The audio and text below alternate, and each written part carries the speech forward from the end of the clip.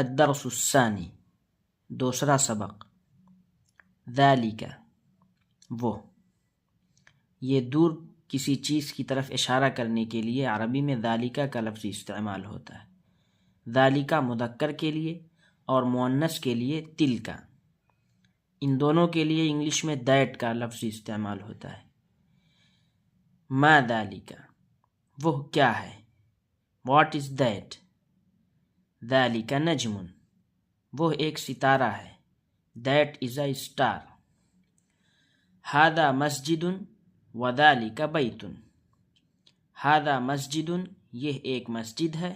دس از اے mask. وذالک بیت، اور وہ ایک گھر ہے. And that is a house. ھذا حصان وذالک حمار. یہ ایک گھوڑا ہے اور وہ ایک گدھا ہے. This is a horse and that is a donkey.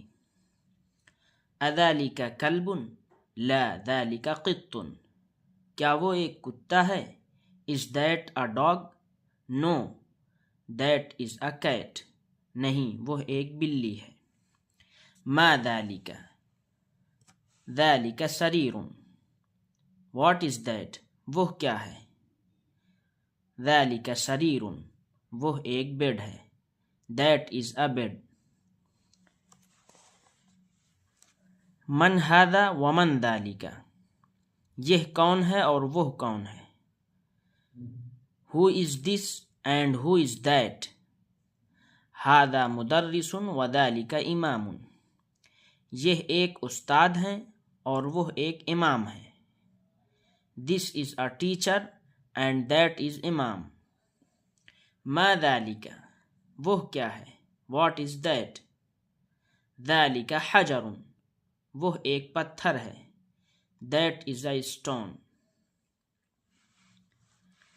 ھذا سکر وذالک لبن. یہ شکر ہے اور وہ دودھ ہے. دس از شوگر اینڈ دیٹ از ملک. اقرأ واکتب.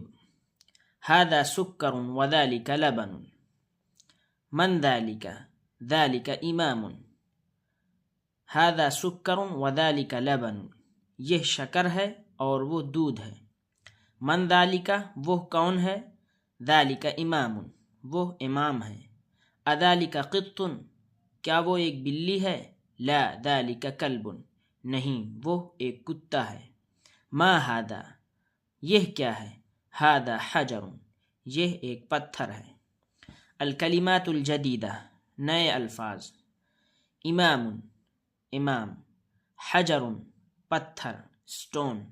سکر، شکر، شوگر.